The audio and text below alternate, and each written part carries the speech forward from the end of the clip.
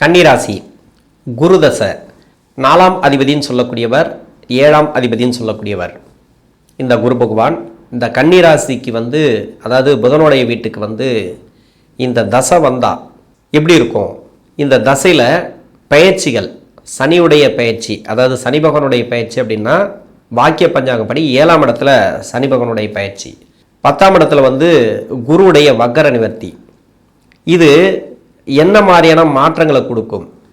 ஏன்னா குரு பகவான் தசை அப்படின்னாவே ஒரு சில பேருக்கு அது ஒரு பூரிப்பு இருக்கும், சந்தோஷம், அதாவது குரு தசை நடக்குது அப்படின்ட்டு. ஆனால் அவங்களுக்கு என்னன்னே தெரியாது, இந்த ராசிக்கு நன்மை செய்யுமா தீமை செய்யுமா, இல்லை எங்கேருந்து தசை பண்ணுது அப்படிங்கிறது தெரியாது. இருந்தாலும் குரு தசை தானே அப்படின்ற மாதிரி ஒரு இது சுபகிரகம், முழுமையான சுபகிரகம். ஏன்னா அந்த கிரகம் அந்த தசை வந்தாலே ஒரு புத்துணர்ச்சி இருக்கும், எல்லாருக்குமே சோர்வாக இருக்க மாட்டாங்க. இந்த குரு தசை நடக்கிறவங்க ஏதோ ஒரு பாசிட்டிவாக திங்க் பண்ணிகிட்டே இருப்பாங்க, பாசிட்டிவாக எல்லாத்தையும் செஞ்சுட்டே இருப்பாங்க. ஆனால் அதில் ஒரு சில தோல்விகளும் கொடுக்கும், கஷ்டத்தையும் கொடுக்கும், இல்லைன்னு சொல்லலை. எதை எடுத்தாலும் அதை முயற்சி பண்ணிகிட்டே இருப்பாங்க, அதிகப்படியான முயற்சிகளை கொடுத்துட்டே இருக்கும். எவ்வளோதான் நம்ம இறக்கிற கிணறு தான் சுரக்கும் அப்படின்வாங்க, அது மாதிரி கொடுத்துட்டே இருப்பாங்க. ஒரு சில பேர் எல்லாத்தையும் கொடுத்துட்டே இருப்பாங்க, உழைப்பு கொடுத்துட்டே இருப்பாங்க, முயற்சிகளை கொடுத்துட்டே இருப்பாங்க. இந்த குரு தசையில் இருக்கிறவங்க குரு தசை வந்தாலே இப்படி தான். இப்போ ராகு தசைக்கும் குரு தசைக்கும் ஒரு சில வித்தியாசம் மாறுபடும். அதாவது ஒருத்தருக்கு ராகு தசையில் இருந்த நடவடிக்கைக்கும் குரு தசையில் இருக்கக்கூடிய நடவடிக்கைக்கும் மாறுதல் கண்டிப்பாக உண்டு. அதே மாதிரி குரு தசை முடிஞ்சால் சனி தசையில் வேற மாதிரி இருப்பார் அவர். அதாவது அவராக தான் இருப்பார், இல்லைன்னு சொல்லலை. நிறைய விஷயங்கள் மாறி இருக்கும், நிறைய மனநிலையில் நிறைய மாற்றங்களை கொடுக்கும். ஒவ்வொரு தசைக்கும் ஒவ்வொரு மாற்றங்கள் இருக்குது. அதில் குரு தசை அப்படிங்கிறது நிறைய உங்களுக்கு பாசிட்டிவ் திங்கிங் தான் அதிகமாக வரும் அதில். அது ஏன் 4ஆம் அதிபதினு சொல்லக்கூடியவர், ஏன்றதை விட இந்த 4 கூடைய கிரகம், அதாவது இருக்கிற இடத்த வச்சு தான் அது பலன்களை கொடுக்கும். அவர் 4ஆம் அதிபதி 7 கூடைய கிரகம், அவர் சிறப்பு தான், இல்லைன்னு சொல்லலை. இந்த ராசிக்கு புதனோட வீட்டுக்கு நன்மை செய்ய மாட்டார், குருடைய வீட்டுக்கு புதன் நன்மை செய்ய மாட்டார். அப்போ எப்படி குரு தசை அப்படிங்கிறத நன்மை செய்யும்? என்னை பொறுத்த வரைக்கும் முதல் 10 வருஷம் நன்மை செஞ்சிடும். பின்னாடி வரக்கூடிய 6 வருடம் லக்ன சுவரை பொறுத்து. இந்த லக்னத்துக்கு பின்னாடி வரக்கூடிய 6 வருடம் இருக்கு இல்லையா, அது நல்ல பலன்களை கொடுக்காது. இன்னொன்று சனி உக்காஞ்ச இடத்த பொறுத்து, உங்கள் சுய ஜாதகத்தில் சனி உக்காஞ்ச இடம் இருக்கு இல்லையா, அதாவது அமர்ந்த இடம் இருக்கு இல்லையா, அவருக்கு இவர் எந்த பாவத்தில் இருக்காரு அதுக்கேற்ற மாதிரி. இப்போ குரு தசை குரு புத்தி ஆரம்பிக்கும் போது சனி எந்த விதத்துலேயும் கோச்சாரத்தில் டிஸ்டர்ப் பண்ணாமல் இருக்கணும். அதாவது 6ஆம் இடத்துலையோ 7ஆம் இடத்துல 8ஆம் இடத்துல அது மாதிரி. அப்படி இல்லைனாக்கா 7.5 சனி, அது மாதிரி 7.5 சனி கூட கொடுக்கும், இல்லைன்னு சொல்லலை. 7.5 சனி கூட, ஏன்னா இந்த ராசிக்கு யோகாதிபதினு சொல்லக்கூடியவர் தான் சனி. 7.5 சனி வரும்போது முதல் 10 வருஷத்துல இருக்கிறவங்களுக்கு பிக்கப் ஆயிடுவாங்க நல்லா. பின்னாடி இருக்கு இல்லையா, அந்த பின்னாடி இருக்கக்கூடிய 6 வருடம் இருக்கு இல்லையா, அதில் இருக்கிறவங்க மாட்டிப்பாங்க, ரொம்ப கஷ்டப்படுவாங்க. ஏன்னா அந்த புத்திகள் சனி பகவானுக்கு பகை கிரக புத்திகள். அதே இந்த லக்னத்துக்கு நட்பு கிரக லக்னமாக வந்தால் வேற லக்கணம், அப்படி இல்லைனாக்கா சனியுடைய லக்கணம், அப்படி இல்லைனாக்கா சுக்கிரனுடைய லக்கணம், இது மாதிரி லக்கணங்கள், புதனுடைய லக்கணம், அது மாதிரி வந்துட்டா இந்த லக்கணத்துக்கு அந்த சனி பகவான் அப்படிங்கிற கிரகம் முதல்ல ஆரம்பமே பார்த்தீங்கன்னாக்கா ஒரு 10 வருஷம் அப்படிங்கிறது நல்லா இருந்திருக்கும். ஏன்னா உங்கள் சுய ஜாதகத்தில் சனி அமர்ந்த இடத்தையும் பொறுத்து அவர் மறையக்கூடாது. அதாவது யோகாதிபதினு சொல்லக்கூடிய கிரகம், முதல் தர யோகாதிபதினு சொல்லக்கூடிய கிரகம், அதாவது இந்த வீட்டுக்கு சனி பகவான் ராசியாதிபதி கூட கிடையாது. அந்த சனி பகவான் உங்கள் ஜாதகத்தில் வக்கரமாகவோ இல்லை மைனஸ், அதாவது 6, 8, 12 மறைவு ஸ்தானத்தில் இருந்துச்சுனாக்கா குரு தசைங்கிறது அந்த அளவுக்கு நல்லா பண்ணாது. 7.5 சனியில் கஷ்டத்தை கொடுக்கும். அது அவர் வலுவா சுபகரக சேர்க்கை சுபகரக நட்சத்திரத்தில் இருந்தான்னு வச்சிங்களேன், இந்த குரு தசையில் முதல் 10 வருஷம் நன்மை செஞ்சிடும். 7.5 சனி வந்துச்சுன்னா இப்போ அஷ்டம சனி கிட்டத்தட்ட இன்னொரு 1.5 வருஷத்துக்கு இருக்கு. இல்லைனாக்கா இப்போ 6ஆம் இடத்துல சனி இருந்து 7ஆம் இடத்துல இருக்கார். இந்த காலகட்டம் இப்போ குரு தசையில் இருக்கிறவங்க, குரு தசை எனக்கு நன்மை செய்யலை, யாராருக்கெல்லாம் நன்மை செய்யலை அப்படின்னா, தொழில் செய்யக்கூடிய நபர்களுக்கு நன்மை செய்யலை, வேலையில் இருக்கிறவங்களுக்கு பரவாயில்ல. இந்த வேலையில் இருக்கிறவங்களுக்கு கூட 2024 எண்டிலிருந்து 2025 ஃபுல்லாகவே நிறைய டிஸ்டர்ப் பண்ணியிருக்கு. ஏன்னா சனியுடைய நகர்வுகள் இது யாராருக்கெல்லாம் பாதிப்புகளை கொடுத்துருக்கு அப்படின்னாக்கா, அந்த கன்னிராசியில் குரு தசை நடக்கிறவங்களுக்கு, உங்கள் சுய ஜாதகத்தில் குரு வக்கரமாக இருக்கிறவங்களுக்கு ஒன்று. இன்னொன்று, இந்த ராசிக்கே மறைவு ஸ்தானத்தில் இருக்கும் குரு. அப்படி இல்லைனாக்கா இந்த ராசிக்கு கேட்டை நட்சத்திரத்துல இருந்திருக்கும் 24ல், நான் சொல்றது 24 to 25 யாராருக்கெல்லாம் ப்ராப்ளம் வந்ததோ அவங்களுக்கெல்லாம் இந்த குரு சனி பார்க்கக்கூடிய இடத்துல குரு இருந்தால், அது மாதிரி இருக்கக்கூடிய நபர்களுக்கு டிஸ்டர்ப் பண்ணியிருக்கு. ஆனால் அந்த குருவும் பாதிப்பு, அதாவது மறைவு ஸ்தானத்தில் இந்த ராசிக்கு இல்லைன்னா லக்னத்துக்கு மறைவு ஸ்தானத்தில் இருந்தால் உங்கள் சுய ஜாதகத்தில் இப்போ சனி பார்க்கும்போது அதை கெடுத்து விட்டுரும். இப்போ நட்சத்திரம்னு ஒன்று இருக்கு இல்லையா, புரட்டாதியில் வந்து சனி பகவான் போகும்போது அந்த நட்சத்திராதிபதி வலுவாக இருந்தால் அந்த நட்சத்திராதிபதி யார்? குரு. அந்த குரு எதுக்கு வராரு? ராசிக்கு 4ன்னா வேலை, 7ன்னா திருமண வாழ்க்கை. இந்த இடத்துக்கு உண்டான காரகத்துவங்கள் பாதிக்கும். திருமண வாழ்க்கையில் கொஞ்சம் நெருக்கடியை கொடுக்கும். கணவன் மனைவிக்குள்ள பிரச்சனைகளை கொடுத்துருக்கலாம் 24, 25. இப்போ தான் உத்திரட்டாதிக்கு வந்துட்டாரு, 7ஆம் இடத்துல வந்துட்டாரு சனி பகவான். இப்போ உத்திரட்டாதியில் இருக்கக்கூடிய சனி பகவான் உங்கள் சுய ஜாதகத்தில் சனி பகவான், அதாவது பிறப்பு ஜாதகத்தில் சனி பகவான் இருக்கார் இல்லையா, அந்த சனி பகவானை கோச்சார சனி பார்க்கும்போது பார்க்குற இடத்துல இருந்தால், இப்போ அந்த நட்சத்திராதிபதி ரொம்ப ரொம்ப முக்கியமானது.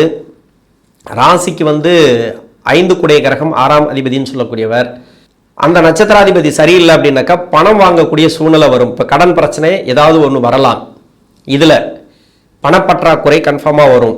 அதாவது சனி உத்திரட்டாதி அப்படின்னாக்கா அந்த நட்சத்திராதிபதி சனி பகவான் உங்கள் சுய ஜாதகத்தில் சரியில்லாதவர்களுக்கு, இல்லைனாக்கா சனி பார்வைப்படக்கூடிய இடங்களில் சனி பகவான் இருந்தால், அந்த வீடு கொடுத்த கிரகம் லக்னத்துக்கு வந்து 4ஆம் அதிபதினு சொல்லக்கூடியவர் ஏதாவது இருந்தால், அந்த இடத்துல இருந்துச்சுனாக்கா, அந்த நட்சத்திரம் ஏறி இருந்தால் இப்போ வேலை மாற்றத்தை கொடுக்கும். இன்னொன்று வந்து கடன் வாங்கக்கூடிய சூழ்நிலைகளை கொடுக்கும். பணப்பற்றாக்குறையை இப்போ கொடுக்கலாம். இந்த குரு தசையில் இருக்கிறவங்களுக்கு கொஞ்சம் பார்த்து நிதானத்தோடு யோசித்து எதையுமே பண்ணுறது நல்லது.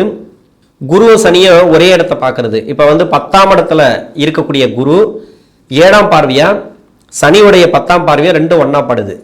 ஒரு சில பேருக்கு வந்து தொழில் மாற்றத்தை கொடுக்கும். இந்த டைம் தொழில் வந்து ஏதாவது மாற்றணும் அப்படின்னு தோணும்.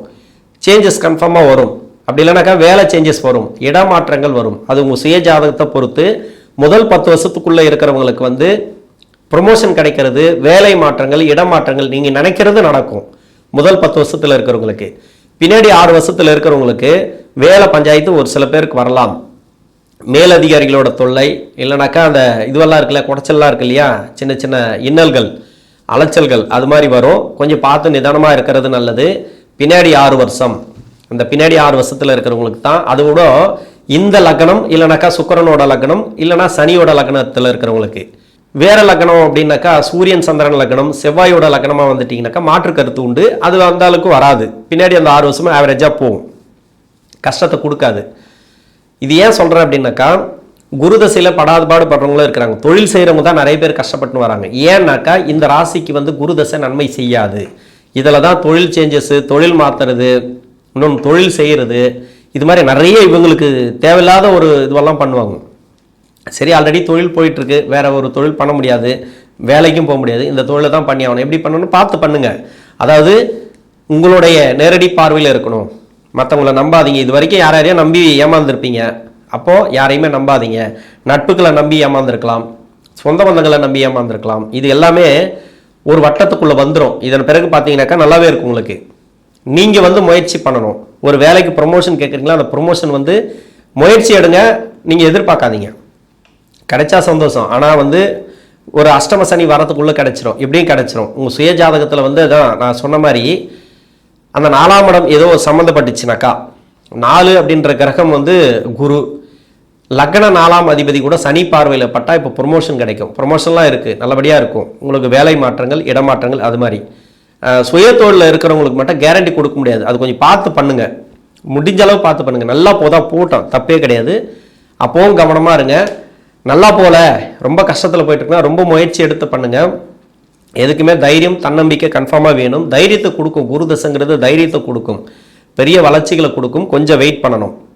இது எப்பத்துலேருந்து இருக்கும் அப்படின்னாக்கா அந்த பணப்பிரச்சனை 2023க்கு பிறகு தான் இருக்கணும். 2023 இல்லைனா 24 உங்களுக்கு அந்த பணம் சம்மந்தப்பட்டதில், தொழில் சம்மந்தப்பட்டதில் கொஞ்சம் பிரச்சனை கொடுத்துருக்கலாம், கடன் பிரச்சனைகள் கொடுத்துருக்கலாம். கடன் மேலே கடன் ஆகிட்டே இருக்கு, ஆனால் இப்போ தெரியாது. அஷ்டம சனியில் தான் கொஞ்சம் அதிகமாகிடணும்.